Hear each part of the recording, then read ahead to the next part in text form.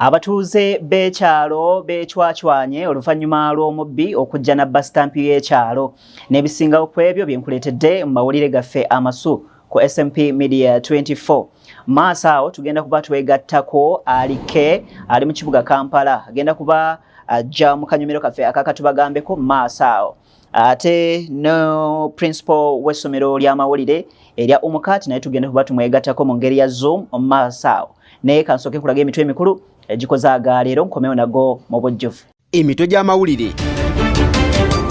Minisitule y'ebyobulamu eraze nga bweruubirira okulaba nti gavumenti eyongera emisolo ku mwenge ne sigala wetukoledde eggulire lino nga Uganda ekwata kyakutaano n'okubeera n'abantu abanywa enguuli.